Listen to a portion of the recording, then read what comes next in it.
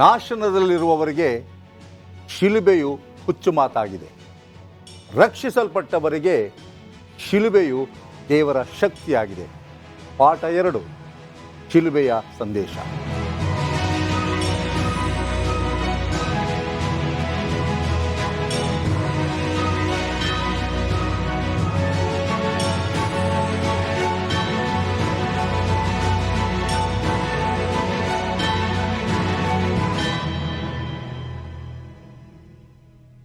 ಸಬ್ಬತ್ ಶಾಲೆಯ ಪಾಠಕ್ಕೆ ನಿಮ್ಮೆಲ್ಲರಿಗೂ ಆದರದ ಸ್ವಾಗತ. 2ನೇ ಪಾಠದಲ್ಲಿದ್ದೇವೆ. ಪೌಲನು ಮಾಡಿರ್ತಕ್ಕಂಥ ಸುವಾರ್ಥ ಸೇವೆಯ ಬಗ್ಗೆ ನಾವು ಕಲಿತಾ ಇದ್ದೀವಿ. ಇವತ್ತು ಒಂದು ವ್ಯತ್ಯಾಸವಾಗಿರ್ತಕ್ಕಂಥ ಶಿರೋನಾಮೆ, ಶಿಲುಬೆಯಿಂದ ಬಂದಿರತಕ್ಕಂಥ ಸಂದೇಶ. ಯಾಕೆ ಇದ್ರ ಬಗ್ಗೆ ನಾವು ಕಲಿಬೇಕು ಎಂಬತಕ್ಕಂಥದ್ದನ್ನು ನಾವು ಬಂದು ನೋಡೋಣ. 2ನೇ ಪಾಠಕ್ಕೆ ನಿಮ್ಮೆಲ್ಲರಿಗೂ ಸ್ವಾಗತ. ಪಾಸ್ಟರ್ ಮುತ್ತು ಮ್ಯಾಥ್ಯೂ, ಪಾಸ್ಟರ್ ರಾಜ್ದಾಸ್ ಮತ್ತು ಪಾಸ್ಟರ್ ಪ್ರಸನ್ನಕುಮಾರ್ ನಮ್ಮ ಮಧ್ಯದಲ್ಲಿರ್ತಕ್ಕಂಥ ತುಂಬ ಸಂತೋಷ. ನಮಸ್ಕಾರ. ಶಿಲುಬೆಯಿಂದ ಬಂದಿರತಕ್ಕಂಥ ಸಂದೇಶ, ಅದರ ಬಗ್ಗೆ ನಾವು ಕಲೀಲಿಕ್ಕೆ ಮುಂಚಿತವಾಗಿ ಮೊದಲನೇ ಕೊರಿಂಥದವರಿಗೆ 1ನೇ ಅಧ್ಯಾಯ 18ನೇ ವಚನ. Pastor Muthu Matthew, take it away. ದೇವರ ವಾಕ್ಯ ಈ ರೀತಿ ಹೇಳುತ್ತೆ, ಶಿಲುಬೆಯ ವಿಷಯವಾದ ಮಾತು ನಾಶನದ ಮಾರ್ಗದಲ್ಲಿರುವವರಿಗೆ ಹುಚ್ಚುತನವಾಗಿದೆ, ರಕ್ಷಣೆಯ ಮಾರ್ಗದಲ್ಲಿರುವ ನಮಗಾದರೂ ದೇವರ ಶಕ್ತಿಯಾಗಿದೆ. ಖಂಡಿತವಾಗ್ಲೂ ಇದರಲ್ಲಿ ಒಂದು ಉದಾಹರಣೆ ಇರಬೇಕು. ಖಂಡಿತವಾಗ್ಲೂ ಚರಿತ್ರೆಯಿಂದ ಒಂದು ಹಾಳೆ ಇರಬಹುದು. ಪಾಸ್ಟರ್ ಪ್ರಸನ್ನ ಹೇಳಿ. ಶಿಲುಬೆ ಎಂಬತಕ್ಕಂಥದ್ದು ಕ್ರೈಸ್ತರಿಗೆ ಶಕ್ತಿ, ಅನ್ಯರಿಗೆ ಹುಚ್ಚು ಮಾತು. ಸಿಸಿರೋ ಎಂಬತಕ್ಕಂಥ ಒಬ್ಬ ಅನ್ಯ ರೋಮನ್ ಬರಹಗಾರ, ಭಾಷಣಕಾರ, ವಾಗ್ಮಿ, ಅವ್ರು ಏನು ಹೇಳ್ತಾರೆ ಅಂದರೆ, ಶಿಲುಬೆಯನ್ನು ನಾವು ಒಂದು ಶಿಕ್ಷೆಯ ರೂಪದಲ್ಲಿ ರೂಪಿಸಬೇಕು. ಯಾರಾದರೂ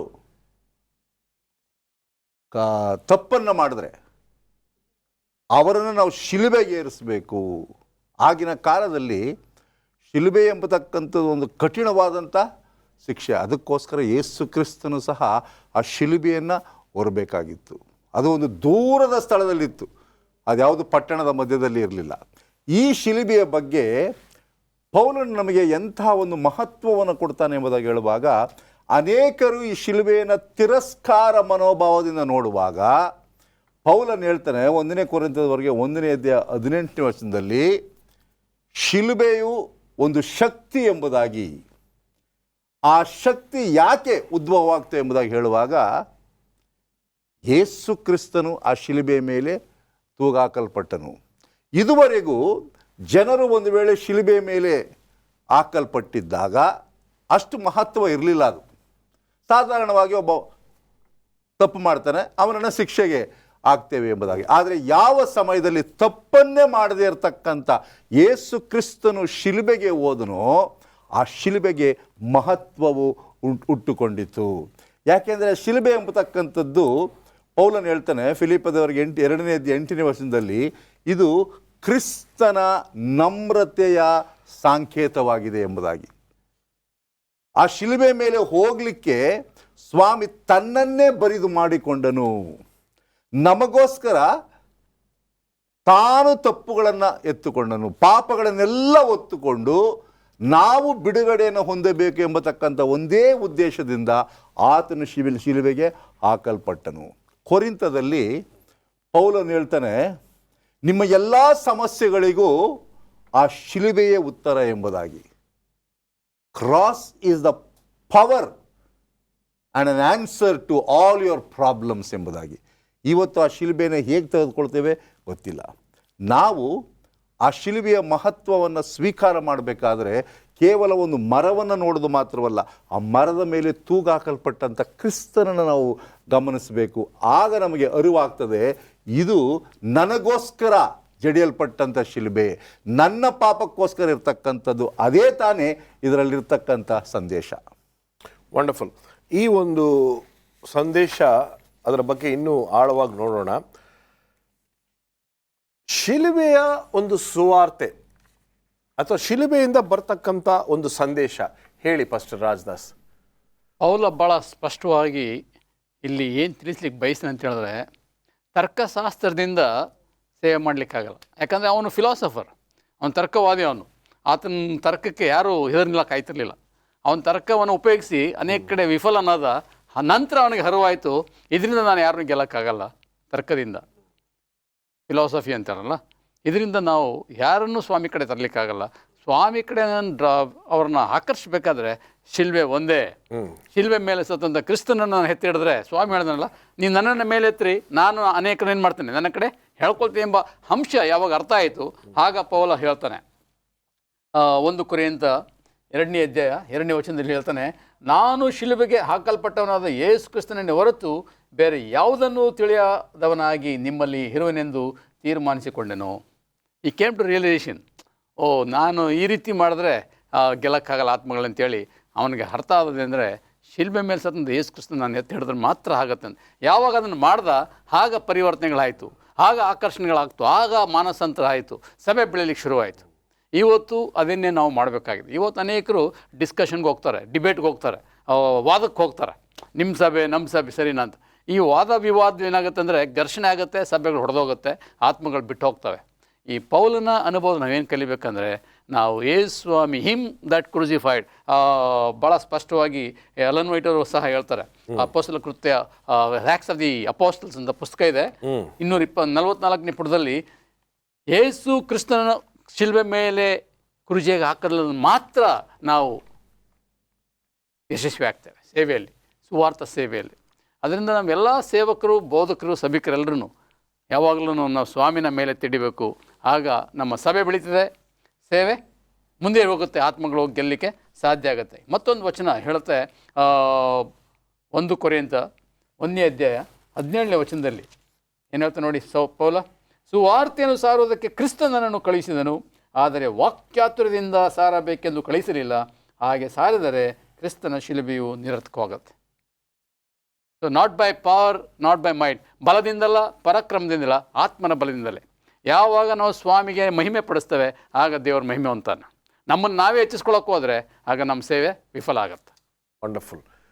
ನಮ್ಮ ಸೇವೆಯು ಉತ್ತಮ ದರ್ಜೆಯ ಸೇವೆಯಾಗಿ ಆಗಬೇಕಂದ್ರೆ ಪೌಲನ ಒಂದು ರೀತಿ ನೀತಿಗಳನ್ನು ಕಲಿಬೇಕಾಗಿದೆ. ಒಂದು ಸಣ್ಣ ವಿರಾಮ.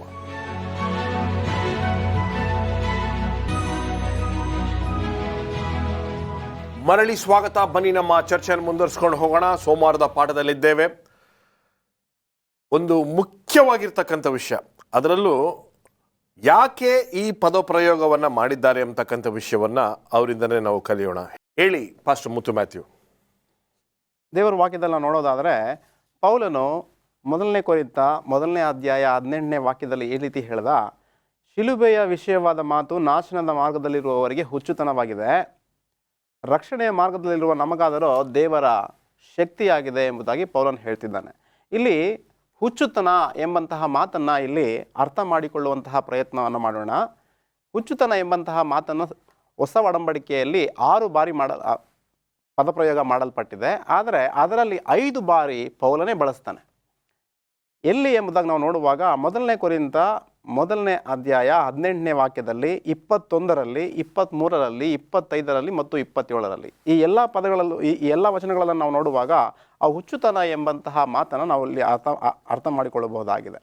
ನೋಡಿ, ಇಲ್ಲಿ ಪೌಲನು ಮಾತನಾಡುತ್ತಿರುವುದು ಬುದ್ಧಿಹೀನತೆಯ ಕುರಿತಾಗಿ ಅಲ್ಲ, ಅನೈತಿಕ ನಡೆಯ ಕುರಿತಾಗಿ ಅಲ್ಲ, ಚಿಂತನೆಯ ಬಗ್ಗೆ ಅಲ್ಲ, ವಿವೇಕದ ಬಗ್ಗೆ ಅಲ್ಲ, ಜ್ಞಾನದ ಕುರಿತಾಗಿ ಅಲ್ಲ, ಇಲ್ಲವೇ ದೇವರಿಗೆ ವಿರೋಧವಾಗಿ ಜೀವಿಸುವುದರ ಕುರಿತಾಗಿ ಅಲ್ಲ.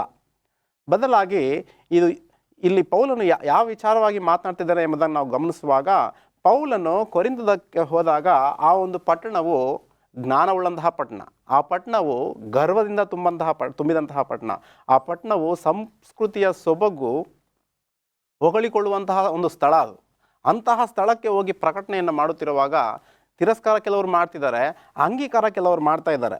ಇಂತಹ ಒಂದು ಸಂದರ್ಭದಲ್ಲಿ ಪೌಲನು ಏನು ಮಾಡ್ತಿದ್ದಾನಪ್ಪ ಅಂತಂದರೆ, ಗಲಿಲಾಯದ ಒಬ್ಬ ಯಹೂದ್ಯನ ಕುರಿತಾಗಿ ಪ್ರಕಟಣೆಯನ್ನು ಮಾಡ್ತಿದ್ದಾರೆ. ಯಾರದು? ಯೇಸು ಸ್ವಾಮಿಯವರು. ಯೇಸು ಸ್ವಾಮಿಯವರನ್ನು ಪ್ರಕಟಣೆ ಮಾಡ್ತಿರುವಾಗ ಅನೇಕರು ಅದನ್ನು ತಿರಸ್ಕಾರ ಮಾಡ್ತಾಯಿದ್ರು. ಇಲ್ಲಿ ನಾವು ಗಮನಿಸಬೇಕಾದಂತಹ ವಿಚಾರ ಏನಪ್ಪ ಅಂತಂದರೆ, ಅವರೆಲ್ಲರೂ ಕೂಡ ಬಹುಶಃ ಏನಂತ ಅಂದ್ಕೊಳ್ಳಿದ್ರು ಅಲ್ಲಪ್ಪ ಅಂತಂದರೆ, ಈತನು ಶಿಲುಬೆ ಮೇಲೆ ಸತ್ತು ಹೂಣಲ್ಪಟ್ಟಂತಹ ವ್ಯಕ್ತಿಯ ಕುರಿತಾಗಿ ಪ್ರಕಟಣೆ ಮಾಡ್ತಿದ್ದಾನೆ, ನಮಗೆ ಬರುವಂತಹ ಒಬ್ಬ ಮನುಷ್ಯನು ಇಲ್ಲವೇ ದೇವರು ಬಿಡುಗಡೆ ಮಾಡುವಾತನು ರೋಮನರ ಒಂದು ಕೈಗಳಿಂದ ನಮ್ಮನ್ನು ಬಿಡಿಸುವಂತಹ ವ್ಯಕ್ತಿಯಾಗಿರಬೇಕೇ ವಿನಃ ಅವರಿಂದ ಕೆಡವಲ್ಪಡಂತಹ ವ್ಯಕ್ತಿ ಆಗಿರಬಾರದು ಎಂಬುದಾಗಿ ಅನೇಕರು ಆತನನ್ನು ಏನು ಮಾಡ್ತಿದ್ದಾರಪ್ಪ ಅಂತಂದರೆ ತಿರಸ್ಕಾರ ಮಾಡ್ತಿದ್ದಾರೆ. ಆದರೆ ದೇವರ ನಾಮಕ್ಕೆ ಸ್ತೋತ್ರ, ಅನೇಕರು ಆ ಒಂದು ಸತ್ಯ ಸುವಾರ್ತೆಯನ್ನು ಸ್ವೀಕಾರ ಮಾಡಿ ಏನು ಮಾಡ್ತಾರಪ್ಪ ಅಂತಂದರೆ ಕ್ರಿಸ್ತನನ್ನು ಸ್ವಂತ ರಕ್ಷಕನನ್ನಾಗಿ ಅಂಗೀಕರಿಸ್ಕೊಳ್ತಾರೆ. ನಾವಿಲ್ಲಿ ಒಂದು ಅಂಶವನ್ನು ವಿಶೇಷವಾಗಿ ಗಮನಿಸ್ಬೋದು. ಏನಪ್ಪ ಅಂತಂದರೆ, ನಾವು ಎಲ್ಲಿ ಪ್ರಕಟಣೆ ಮಾಡಿದರೂ ಸರಿ, ಎಲ್ಲಿ ಸುವಾರ್ಥ ಸೇವೆಯನ್ನು ಮಾಡಿದರೂ ಸರಿ, ಯಾರೂ ನಮ್ಮನ್ನು ಸ್ವೀಕಾರ ಮಾಡುವುದಿಲ್ಲ ಎಂಬಂತಹ ಒಂದು ಕೆಟ್ಟ ಅಭಿಪ್ರಾಯವನ್ನು ನಮ್ಮ ಮನಸ್ಸಿನಿಂದ ತೆಗೆದುಹಾಕಬೇಕು. ಯಾರೋ ಒಬ್ಬರು ಖಂಡಿತವಾಗ್ಲೂ ಅದನ್ನು ಸ್ವೀಕಾರ ಮಾಡ್ತಾರೆ. ಖಂಡಿತವಾಗಲೂ ಯಾವುದೋ ಒಂದು ವಾಕ್ಯ ಯಾವುದೋ ಒಬ್ಬ ವ್ಯಕ್ತಿಯನ್ನು ಮುಟ್ಟುತ್ತೆ. ಆ ನಮ್ಮ ಒಂದು ಪ್ರಯತ್ನ ಯಾವುದೇ ಕಾರಣಕ್ಕೂ ಕೂಡ ವ್ಯರ್ಥವಾಗುವುದಿಲ್ಲ ಎಂಬಂತಹ ವಿಶ್ವಾಸದಿಂದ ದೇವರ ಮೇಲೆ ನಂಬಿಕೆ ಇಟ್ಟು ನಾವೇನು ಮಾಡಬೇಕಪ್ಪ ಅಂತಂದರೆ ದೇವರ ಸುವಾರ್ಥ ಸೇವೆಯನ್ನು ಮಾಡುವಂಥವರಾಗಿರಬೇಕು. ಪೌಲನ ಹಾಗೆ ಕೊರಿಂಥದಲ್ಲಿ ಆತನಿಗೆ ಅಡಚಣೆಗಳಿತ್ತು. ಆದರೆ ನಾವು ಗಮನಿಸಬೇಕಾದಂತಹ ಒಂದು ಅಂಶವೇನಪ್ಪ ಅಂತಂದರೆ, ಅಲ್ಲೂ ಕೂಡ ಸುವಾರ್ತೆಯನ್ನು ಸ್ವೀಕಾರ ಮಾಡಿಕೊಂಡಂತಹ ಜನರಿದ್ದರು ಎಂಬುದಾಗಿ ನಾವಿಲ್ಲಿ ಗಮನಿಸಬಹುದಾಗಿದೆ. ಎಷ್ಟೋ ಸಂದರ್ಭಗಳಲ್ಲಿ ಬಹಳಷ್ಟು ವಿರೋಧತೆಯನ್ನು ನಾವು ನೋಡ್ತೀವಿ ಸುವಾರ್ಥ ಸೇವೆಯಲ್ಲಿ. ನಮ್ಮ ಸ್ವಂತ ಜನರಿಂದ ಇರ್ಬೋದು, ನಮ್ಮ ಸಭಿಕರಿಂದ ಇರಬಹುದು. There might be one section of people in our own life who may not like us. ನಾವು ಏನೇ ಮಾಡಿದ್ರು ಅಂಥವ್ರಿಗೆ ನಾವು ಸುವಾರ್ತೆ ಯಾವ ರೀತಿ ಸಾರೋದು? ಖಂಡಿತವಾಗಿ ಈಗಾಗಲೇ ಹೇಳಿದಾಗೆ ಬೋಧಕರಾದ ರಾಜದಾಸ್ ಅವರು, ಯಾರಿಗೂ ಸಹ ನಾವು ತರ್ಕದಿಂದ ವಾದದಿಂದ ಪರಿವರ್ತನೆ ಮಾಡಲಿಕ್ಕೆ ಸಾಧ್ಯವಿಲ್ಲ. ಶಿಲುಬೆಯ ಅನುಭವ ಮಾತ್ರ ಒಬ್ಬರನ್ನು ಬದಲಾವಣೆ ಮಾಡ್ಬೋದು. ಯಾರೋ ಒಬ್ಬ ಮೇಧಾವಿಗಳಿಗೆ ಹೇಳ್ತಾರೆ, if the cross cannot change you, nothing else can change ಅಂತ. ಒಂದು ವೇಳೆ ಆ ಶಿಲುಬೆಯನ್ನು ನೋಡಿ ಸಹ ನೀನು ಬದಲಾಗಿಲ್ಲ, ನಿನಗೆ ಕಣ್ಣೀರು ಬಂದಿಲ್ಲ, ನಿನಗೆ ದುಃಖ ಬಂದಿಲ್ಲ ಅಂದರೆ ನೀನು ಯಾರು ಬದಲಾವಣೆ ಮಾಡೋಕ್ಕಾಗಲ್ಲ. ಇವತ್ತು ಯಾರನ್ನೇ ತೆಗೆದುಕೊಳ್ಳಿ, ಕ್ರೈಸ್ತರನ್ನು ಮಾತ್ರವಲ್ಲ, ಒಂದು ವೇಳೆ ಆ ಶಿಲುಬೆಯ ಅನುಭವವನ್ನು ಅವರು ನೋಡಿದ್ರೆ ಖಂಡಿತವಾಗಿ ಅವ್ರ ಮನಸ್ಸು ಕರಗ್ತದೆ. ಒಬ್ಬ ಮುಗ್ಧನನ್ನು, ಪಾಪವಿಲ್ಲದ ವ್ಯಕ್ತಿಯನ್ನು ಇಷ್ಟೊಂದು ಕ್ರೂರವಾಗಿ ಶಿಲುಬೆಗೆ ಹಾಕಿದ್ರಲ್ಲ ಎಂಬುದಾಗಿ. ಸೊ ಶಿಲುಬೆ ಎಂಬತಕ್ಕಂಥದ್ದೇ ಒಂದು ಪರಿವರ್ತನೆಯ ಪಾಠ. ಮುಂದೆ ಹೋಗೋಣ. ಇಲ್ಲಿ ರಕ್ಷಣೆ ಹೊಂದಿರತಕ್ಕಂಥವ್ರಿಗೆ ಬರ್ತಕ್ಕಂಥ ವಿಷಯ ಏನು? ಹೌದು, ರಕ್ಷಿಸಲ್ಪಟ್ಟ ಈಗಾಗಲೇ ನಾವು 1 ಕೊರಿಂಥ 1:18 ಓದಿದ್ದೇವೆ. ಶಿಲುಬೆಯ ವಿಷಯದಲ್ಲಿ ಇರುವ ಮಾತು ನಾಶನದ ಮಾರ್ಗದಲ್ಲಿರುವವರಿಗೆ ಹುಚ್ಚು ಮಾತು, ಆದರೆ ರಕ್ಷಣೆಯ ಮಾರ್ಗದಲ್ಲಿರುವ ನಮಗಾದರೂ ಅದು ದೇವರ ಶಕ್ತಿಯಾಗಿದೆ. ಇಲ್ಲಿ ಬಹಳ ಪ್ರಾಮುಖ್ಯವಾಗಿ ತಿಳಿದುಕೊಳ್ಳಬೇಕಾದದ್ದೇನೆಂದರೆ, ಶಿಲುಬೆಯನ್ನು ಯಾವ ದೃಷ್ಟಿಕೋನದಿಂದ ನಾವು ನೋಡ್ತೇವೆ. ಒಬ್ಬ ಮನುಷ್ಯನು ಆ ಶಿಲುಬೆಯನ್ನು ಕೇವಲ ಒಂದು ಮರದ ತುಂಡು ಎಂಬುದಾಗಿ ನೋಡಿದ್ರೆ ಅವನಿಗೆ ರಕ್ಷಣೆ ಆಗೋದಿಲ್ಲ. ಆ ಮರ ಹೇಗೋ ಇರ್ಬೋದು, ಆದರೆ ಆ ಶಿಲುಬೆಯನ್ನು ನೋಡುವಾಗ ಅದು ನನಗೆ ರಕ್ಷಣೆಯ ಸಂಕೇತ, ಅದರಲ್ಲಿ ನನ್ನ ಸ್ವಾಮಿ ತನ್ನ ರಕ್ತವನ್ನು ಸುರಿಸಿದ್ದಾರೆ ಎಂಬುದಾಗಿ ಅಂದುಕೊಂಡಾಗ ನನಗೆ ಅದು ಶಕ್ತಿಯಾಗಿರುವಂಥದ್ದಾಗಿದೆ. ಯಾರು ದೇವರಿಗೆ ವಿರೋಧಿಗಳಾಗಿದ್ದಾರೆ ಅವರುಗಳಿಗೆ ರಕ್ಷಣೆಯ ಸಂಕೇತವಾಗಲಿಕ್ಕೆ ಸಾಧ್ಯವಿಲ್ಲ. ಎಲ್ಲೋ ಒಂದು ಕಡೆ ಓದಿದೆ, the most powerful object the cross was not branded ಅಂತ. It was not a branded product, it was just an unbranded product ಅಂತ. ಅದು ಅಷ್ಟು ಪ್ರಸಿದ್ಧಿಯಾಗಿರ್ತಕ್ಕಂಥ ವಿಷಯವಲ್ಲ, ಅದು ಆಗಿನ ಕಾಲದಲ್ಲಿ ತುಂಬ ಹೀನವಾಗಿ ಶಿಕ್ಷೆಗೆ ಗುರಿಯಾಗಿರ್ತಕ್ಕಂಥವ್ರಿಗೆ ಕೊಡ್ತಕ್ಕಂಥ ಶಿಕ್ಷೆಯ ರೀತಿ, ಅವಮಾನಕರವಾದಂಥ. ಸೊ ಅದನ್ನು ಅರ್ಥ ಮಾಡ್ಕೊಳ್ಳಿಲ್ಲ ಅಂದರೆ ಯಾವುದೇ ರೀತಿಯಾದ ಶಕ್ತಿ ನಮಗೆ ಬರಲ್ಲ. ಏನಂತೀರ? ಖಂಡಿತವಾಗಿಯೂ ಪೌಲನು ಹೇಳ್ತಾನೆ ಕೊಲೊಸ್ಸೆದವರ ಪತ್ರಿಕೆ 1:20 ಆತನು ಶಿಲುಬೆಯ ಮೇಲೆ ಸುರಿಸಿದ ರಕ್ತದಿಂದ ತಾನು ಸಮಾಧಾನವನ್ನುಂಟು ಮಾಡಿ ಭೂಪರಲೋಕಗಳಿರುವ ಸಮಸ್ತವನ್ನು ಆತನ ಮೂಲಕ ತನಗೆ ಸಂಧಾನಪಡಿಸಿಕೊಳ್ಳಬೇಕೆಂತಲೂ ನಿಷ್ಕರ್ಷೆ ಮಾಡಿದನು. ಅಂದರೆ ಅಲ್ಲಿ ಪರಲೋಕದ ದೇವರು ಭೂಲೋಕದ ಜನರಿಗೂ ಮಧ್ಯಸ್ಥಿಕರಾಗಿದ್ದನು. ತಂದೆಯನ್ನು ಕುರಿತು ಆತನ ಕೇಳ್ತಾನೆ, ಶಿಲ್ಬೆಗೆ ಹೋಗ್ಲಿಕ್ಕಿಂತ ಮುಂಚೆ, ಸ್ವಾಮಿ ನಿನ್ನ ಚಿತ್ತವಿದ್ದರೆ ಇದನ್ನು ನಿಲ್ಲಿಸ್ಬಿಡು. ಸ್ವಾಮಿ ಹೇಳ್ತಾನೆ, ತಂದೆ ಹೇಳ್ತಾನೆ, ಖಂಡಿತವಾಗಿಯೂ ನಿಲ್ಲಿಸ್ಲಿಕ್ಕೆ ಸಾಧ್ಯ. ಯಾಕೆಂದರೆ ಒಂದು ವೇಳೆ ನೀನು ಆ ಶಿಲುಬೆಯಲ್ಲಿ ಸಾಯದೇ ಇದ್ದರೆ ಜನರು ರಕ್ಷಣೆ ಹೊಂದಲಿಕ್ಕೆ ಸಾಧ್ಯವಿಲ್ಲ ಎಂಬುದಾಗಿ. ಹಾಗಿರುವಲ್ಲಿ ಈ ಸುವಾರ್ತೆಯ ಸೇವೆಯಲ್ಲಿ ಬಹಳ ಪ್ರಾಮುಖ್ಯವಾಗಿ ಪೌಲನು ಕಲಿತುಕೊಂಡಂಥ ವಿಷಯ ಏನೆಂದರೆ ವಾಕ್ಚಾತುರ್ಯದಿಂದ. ಈಗ 17ನೇ ವಚನವನ್ನು ಗಮನಿಸಿ. ಈಗಲೇ 1 ಕೊರಿಂಥ 1 ಕೊರಿಂಥ 1 ಅಧ್ಯಾಯ 17ನೇ ವಚನದಲ್ಲಿ ಹೇಳ್ತಾನೆ, ವಾಕ್ಚಾತುರ್ಯದಿಂದ ಆಗಲಿ, 1 ಕೊರಿಂಥ 1 ಅಧ್ಯಾಯ 17ನೇ ವಚನದಲ್ಲಿ ಹೇಳ್ತಾನೆ, ವಾಕ್ಚಾತುರ್ಯದಿಂದ ಆಗಲಿ, 1 ಕೊರಿಂಥ 1 ಅಧ್ಯಾಯ 17ನೇ ವಚನದಲ್ಲಿ ಹೇಳ್ತಾನೆ, ವಾಕ್ಚಾತುರ್ಯದಿಂದ ಆಗಲಿ, 1 ಕೊರಿಂಥ 1 ಅಧ್ಯಾಯ 17ನೇ ವಚನದಲ್ಲಿ ಹೇಳ್ತಾನೆ, ವಾಕ್ಚಾತುರ್ಯದಿಂದ ಆಗಲಿ ನಾನು ಮಾತಿನಿಂದಾಗಲಿ ಜನರನ್ನು ಗೆಲ್ಲಲಿಕ್ಕೆ ಸಾಧ್ಯವಿಲ್ಲ. ಆದರೆ ಶಿಲುಬೆಯ ವಿಷಯದಲ್ಲಿ ಒಂದು ವೇಳೆ ಹಾಗೆ ಮಾತಾಡಿದ್ರೆ ಶಿಲುಬೆ ನಿರರ್ಥಕವಾಗ್ತದೆ. ಆ ಶಿಲುಬೆಗೆ ನಾನು ಮಹತ್ವ ಕೊಡಲ್ಲ. ಸೊ ಶಿಲುಬೆಗೆ ಮಹತ್ವ ಕೊಡಬೇಕಾದ್ರೆ ನನ್ನನ್ನು ನಾನು ತಗ್ಗಿಸಿಕೊಳ್ಳಬೇಕು. ಯಾರ್ಯಾರು ನಾಶ ಹೊಂದುತ್ತಿದ್ದಾರೆ, ಈಗ ಉದಾಹರಣೆಗೆ ಐಗುಪ್ತ ದೇಶದಲ್ಲಿ ಇಸ್ರಾಯೇಲ್ ಜನರು ಹಾವಿನಿಂದ ಕಚ್ಚಿ ಸಾಯ್ತಾ ಇದ್ರು. ಸ್ವಾಮಿ ಹೇಳಿದ ಒಂದೇ ಒಂದು, ನೀನು ಒಂದು ಮರದ ಮೇಲೆ ಏನು ಮಾಡು, ತಾಮ್ರದ ಸರ್ಪ. ಆ ತಾಮ್ರದ ಸರ್ಪ ಏನನ್ನು ಸೂಚನೆ ಮಾಡ್ತಾ ಇತ್ತು? ಕ್ರಿಸ್ತನನ್ನ. ಕ್ರಿಸ್ತನು ಆ ಶಿಲುಬೆ ಮೇಲೆ ಸತ್ತಿರ್ತಕ್ಕಂಥ ಸಾಂಕೇತವನ್ನು, ಯಾಕೆಂದರೆ ಆ ಸಮಯದಲ್ಲಿ ಸ್ವಾಮಿ ಸತ್ತಿರಲಿಲ್ಲ, ಮುಂದೆ ಸಾಯ್ಲಿಕ್ಕೆ ಹೋಗ್ತಾನೆ ಎಂಬತಕ್ಕಂಥ ಸಾಂಕೇತ ಅದರಲ್ಲಿತ್ತು. ಅಂದರೆ ಈ ಲೋಕದ ನಾಶನವಾಗತಕ್ಕಂಥ ಪ್ರತಿಯೊಬ್ಬರಿಗೂ ಶಿಲುಬೆ ಒಂದು ರಕ್ಷಣೆಯ ಸಾಂಕೇತವಾಗಿದೆ. ವಂಡರ್ಫುಲ್. ಎಲ್ಲೋ ಒಂದು ಕಡೆ ನಾವು ಕೂಡ ಕ್ರಾಸ್ ನಾವು ಯೂಸ್ ಮಾಡಲ್ಲ, ಕ್ರಾಸ್ ನಮಗೆ ನಂಬಿಕೆ ಇಲ್ಲ ಅಂತ ಕೆಲವರು ಹೇಳ್ತಾರೆ. ಆದರೆ ಈ ಒಂದು ಶಿಲುಬೆಯು ನಮ್ಮೆಲ್ಲ ಇಡೀ ಜಗತ್ತಿನ ಜನರಿಗೆ ಒಂದು ಆಶೀರ್ವಾದ ಎಂಬತಕ್ಕಂಥ ವಿಷಯ ಅಂತ ಹೇಳಿದ್ರೆ ತಪ್ಪಾಗೋದಿಲ್ಲ. ಒಂದು ಸಣ್ಣ ವಿರಾಮ.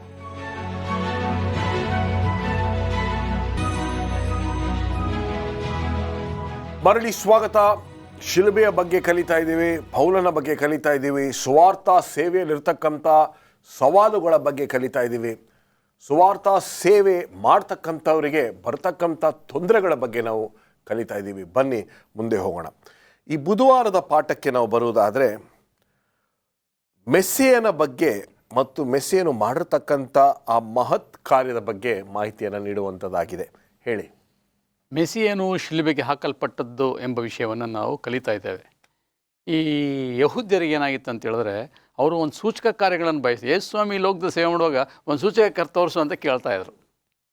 ಆದರೆ ಗ್ರೀಕರು ಏನು ಕೇಳ್ತಾರೆ ಅಂತ ಹೇಳಿದ್ರೆ, ಗ್ರೀಕರು ಜ್ಞಾನವನ್ನು ಕೇಳ್ತಾಯಿದ್ರು. ಜ್ಞಾನ ಇದ್ದರೆ ಅವರು ಸ್ವೀಕಾರ ಮಾಡ್ತಾರೆ. ಅದು ಜ್ಞಾನವಾಗಿದೆಯಾ, ಅಂಗೀಕರಿಸ್ಕೊಳ್ತಾ ಇದ್ರು. ಅವರಿಗೆ ಸೂಚಕ ಕಾರ್ಯ, ಅದ್ಭುತ ಕಾರ್ಯ ಅದರ ಮೇಲೆ ವಿಶ್ವಾಸ ಇರಲಿಲ್ಲ. ವಿಸ್ಡಮ್ ಅಂತ ಹೇಳ್ತಾರೆ.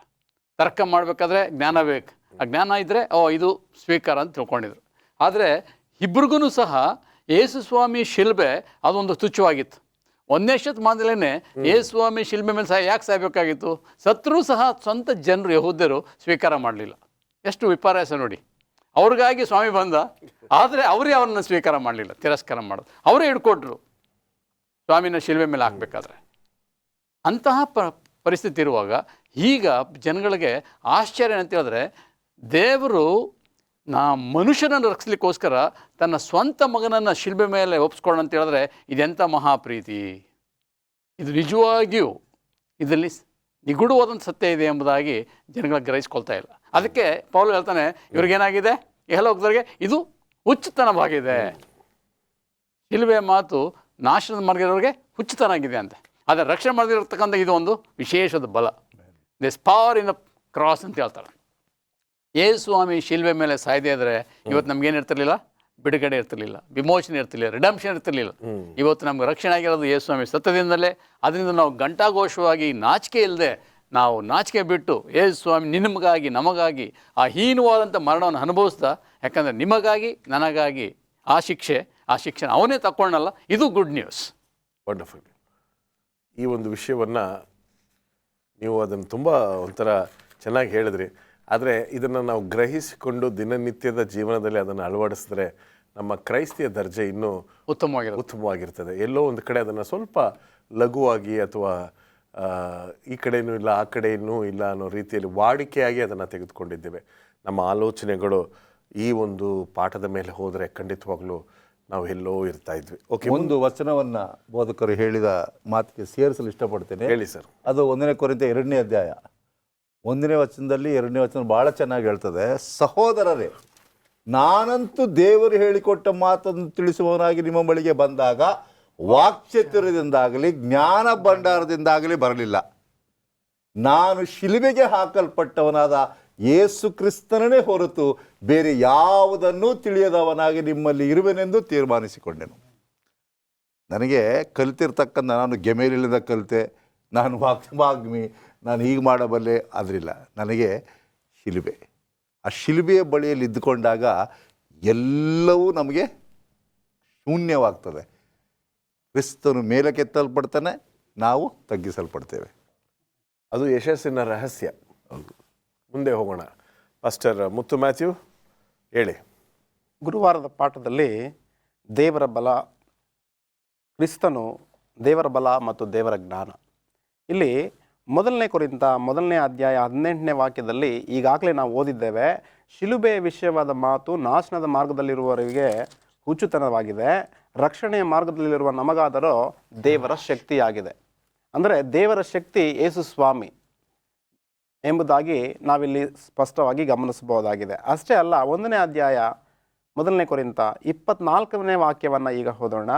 ಆದರೆ ದೇವರಿಂದ ಕರೆಸಿಕೊಂಡವರು ಯಹೂದ್ಯರಾಗಲಿ ಗ್ರೀಕರಾಗಲಿ ಅವರಿಗೆ ಇಂಥವನು ದೇವರ ಶಕ್ತಿಯೂ ದೇವರ ಜ್ಞಾನವೂ ಆಗಿರುವ ಕ್ರಿಸ್ತನೇ. ನೋಡಿ, ದೇವರ ಶಕ್ತಿ ದೇವರ ಜ್ಞಾನ ಕ್ರಿಸ್ತನೇ ಎಂಬುದಾಗಿ ಇಲ್ಲಿ ಸ್ಪಷ್ಟವಾಗಿ ತಿಳಿಸಲ್ಪಟ್ಟಿದೆ. ನೋಡಿ, ನಾವು ಕರೆಯಲ್ಪಟ್ಟವರು, ದೇವರಿಂದ ರಕ್ಷಿಸಲ್ಪಟ್ಟವರು, ವಿಶ್ವಾಸಿಗಳು ಆಗಿರುವಂತಹ ನಮಗೆ ಬಲವು ಜ್ಞಾನವು ಕ್ರಿಸ್ತನೇ. ಈ ಬಲವು ಜ್ಞಾನವು ಏನು ನಮಗೆ ಎಲ್ಲಿಗೆ ನಮ್ಮನ್ನು ನಡೆಸುತ್ತೆ ಎಂಬುದಾಗಿ ಪೌಲನು ಬರಿತಾ ಹೇಳ್ತಾನೆ. ರೋಮಪುರದವರಿಗೆ ಬರೆದಂತಹ ಪತ್ರಿಕೆ 1ನೇ ಅಧ್ಯಾಯ 16ನೇ ವಾಕ್ಯದಲ್ಲಿ ಪೌಲನು ಹೇಳ್ತಾ ಇದ್ದಾನೆ, ಆ ಸುವಾರ್ತೆಯು ದೇವರ ಬಲ ಸ್ವರೂಪವಾಗಿದ್ದು ಮೊದಲು ಯಹೂದ್ಯರಿಗೆ ಆಮೇಲೆ ಗ್ರೀಕರಿಗೆ ಅಂತೂ ನಂಬುವವರೆಲ್ಲರಿಗೂ ರಕ್ಷಣೆ ಉಂಟು ಮಾಡುವಂಥದ್ದಾಗಿದೆ. ನೋಡಿ, ದೇವರ ಒಂದು ಜ್ಞಾನ, ದೇವರ ಒಂದು ಬಲ ಏನು ಮಾಡುತ್ತಪ್ಪ ಅಂತಂದರೆ ನಶಿಸಿ ಹೋಗುತ್ತಿರುವಂತಹ ಮನುಷ್ಯನನ್ನು ಏನು ಮಾಡುತ್ತಪ್ಪ ಅಂತಂದರೆ ರಕ್ಷಿಸ್ತಾ ಇದೆ. ಅದಕ್ಕೆ ಯೇಸು ಸ್ವಾಮಿಯವರು ಈ ಲೋಕಕ್ಕೆ ಬಂದಾಗ ಜಕ್ಕಾಯ ಎಂಬಂತಹ ಒಬ್ಬ ವ್ಯಕ್ತಿಯನ್ನು ಭೇಟಿ ಮಾಡ್ತಾರೆ.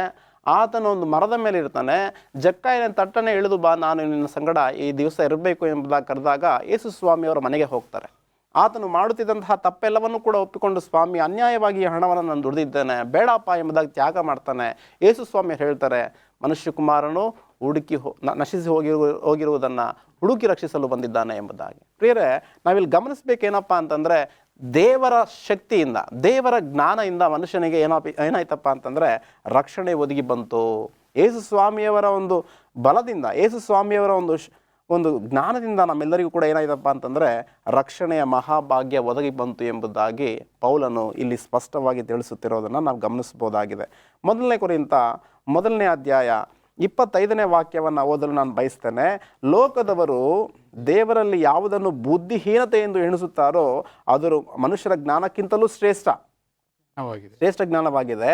ಅವರು ದೇವರಲ್ಲಿ ಯಾವುದನ್ನು ಬಲಹೀನತೆ ಎಂದು ಎಣಿಸುತ್ತಾರೋ ಅದು ಮನುಷ್ಯರ ಬಲಕ್ಕಿಂತಲೂ ಬಲವುಳ್ಳದ್ದಾಗಿದೆ. ಇಲ್ಲಿ ದೇವರು ಬಲಹೀನನು ಎಂಬುದಾಗಿ ಪೌಲನು ಹೇಳ್ತಾ ಇಲ್ಲ. ಬದಲಾಗಿ ಮನುಷ್ಯನು ಎಷ್ಟು ಕುಲೀನ ಸ್ಥಿತಿಯಲ್ಲಿದ್ದಾನೆ, ಎಷ್ಟು ಅಲ್ಪವಾಗಿ ಆತನು ತುಚ್ಛವಾಗಿ ಆತನು ಇದ್ದಾನೆ ಎಂಬುದನ್ನು ಇಲ್ಲಿ ಬರಹಗಾರರು ತಿಳಿಸ್ತಾ ಇದ್ದಾರೆ. ಆದ್ದರಿಂದ ದೇವರ ಒಂದು ಬಲಹೀನತೆ ಮನುಷ್ಯನ ಬಲಕ್ಕಿಂತ ಶ್ರೇಷ್ಠವಾದದ್ದು, ಮನುಷ್ಯನ ಒಂದು ದೇವರ ಬುದ್ಧಿಹೀನತೆ ಮನುಷ್ಯರ ಜ್ಞಾನಕ್ಕಿಂತ ಉತ್ತಮವಾದದ್ದು ಎಂಬುದಾಗಿ ಇಲ್ಲಿ ಪೌಲನು ಸ್ಪಷ್ಟವಾಗಿ ತಿಳಿಸ್ತಾ ಇದ್ದಾನೆ. ಅದ್ಭುತವಾಗಿರ್ತಕ್ಕಂಥ ಒಂದು ಪಾಠ, ಅದ್ಭುತವಾಗಿರ್ತಕ್ಕಂಥ ಒಬ್ಬ ವ್ಯಕ್ತಿ. ಆತನ ಜೀವನವು ಒಂಥರ ಟೆಕ್ಸ್ಟ್ ಬುಕ್ ಇದ್ದಂಗೆ ನಮ್ಮೆಲ್ಲ ಪಾಸ್ಟರ್ಗಳಿಗೆ, ಸುವಾರ್ತೆಗಳಿಗೆ. ದೇವರು ನಿಮ್ಮೂರನ್ನು ಆಶೀರ್ವದಿಸಲಿ. ನಮಸ್ಕಾರ.